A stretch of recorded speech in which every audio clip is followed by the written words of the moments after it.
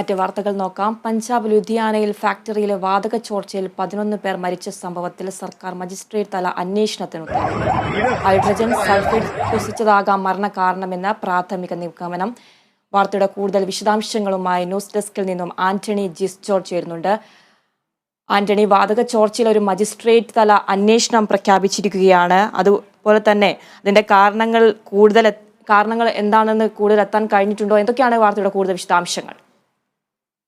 ആതിര, ഇന്നലെയാണ് ഈ പഞ്ചാബ് ലുധിയാനയിലെ ഗ്യാസ്പൂരിൽ ഈ ഒരു വാതക ചോർച്ചയിൽ ഈ ദാരുണമായ സംഭവം നടക്കുന്നത്. 11 പേരാണ് കൊല്ലപ്പെട്ടത്. 4 പേരുടെ നില ഇപ്പോഴും ഗുരുതരമായി തുടരുകയാണ്. ഏതായാലും ഇക്കാര്യത്തിൽ പോലീസ് നേരത്തെ തന്നെ അന്വേഷണം ആരംഭിച്ചിരുന്നു. ഇപ്പോൾ ഒരു മജിസ്ട്രേറ്റ് തല അന്വേഷണവും കൂടി സർക്കാർ പ്രഖ്യാപിച്ചിരിക്കുകയാണ്. എന്താണ് ഈ ദുരന്തത്തിലേക്ക് നയിച്ചത് എന്നുള്ളതാണ് പ്രധാനമായും അന്വേഷിക്കുന്നത്. ഇന്നലെ ആ പ്രദേശത്ത് നടത്തിയ പരിശോധനയിൽ ഈ പ്രദേശത്ത് ഹൈഡ്രജൻ സൾഫൈഡിന്റെ സാന്നിധ്യം അളവിൽ അധികം കണ്ടെത്തി. ഇതാണ് ഈ മരണത്തിലേക്കും അതുപോലെ തന്നെ ഈ ബോധം ക്ഷയം ഉൾപ്പെടെയുള്ള കാര്യങ്ങളിലേക്ക് നയിച്ചതെന്നാണ് പ്രധാനമായും വിലയിരുത്തപ്പെടുന്നത്. ഇതുകൊണ്ടാണ് ഇവരുടെ മുഖം ഉൾപ്പെടെ ചുവന്ന നിറത്തിലേക്ക് എത്തിയതെന്നുൾപ്പെടെയുള്ള വിവരങ്ങളാണ് പുറത്തു വരുന്നത്. മാത്രമല്ല, ഈ പ്രദേശത്ത് ഒരു മാൻഹോൾ ഉണ്ട്. ആ മാൻഹോളിൽ നിന്ന് ആ മാൻഹോൾ വഴി ഈ ഫാക്ടറിയിലെ ഡയറി ഫാക്ടറിയാണ്,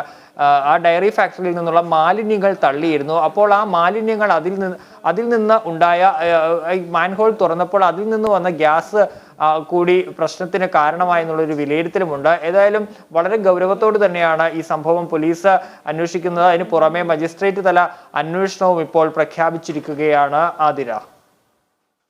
ആന്റണി, അതുപോലെ തന്നെ ആശുപത്രിയിൽ പ്രവേശിപ്പിച്ചവരുടെ ആരോഗ്യനില എങ്ങനെ തുടരുന്നു? പേരാണ് നിലവിൽ ആശുപത്രിയിലുള്ളത്. ഇവരുടെ ആരോഗ്യനില ഇപ്പോഴും ഗുരുതരമാണ് എന്നാണ് മനസ്സിലാക്കാൻ സാധിക്കുന്നത്. ഇവർ ഇപ്പോഴും ആശുപത്രിയിൽ തന്നെ തുടരുകയാണ്. ആതിര. വ്യക്തമാണ് ആന്റണി. പഞ്ചാബ് ലുധിയാനയിൽ ഫാക്ടറിയിലെ വാതക ചോർച്ചയിൽ 11 പേർ മരിച്ച സംഭവത്തിൽ സർക്കാർ മജിസ്ട്രേറ്റ് തല അന്വേഷണത്തിന് ഉത്തരവിട്ടു. ഹൈഡ്രജൻ സൾഫൈഡ് ശ്വസിച്ചതാകാം മരണകാരണമെന്നാണ് പ്രാഥമിക നിഗമനം. വാർത്തയുടെ കൂടുതൽ വിശദാംശങ്ങൾ നൽകുകയായിരുന്നു ന്യൂസ് ഡെസ്കിൽ നിന്നും ആന്റണി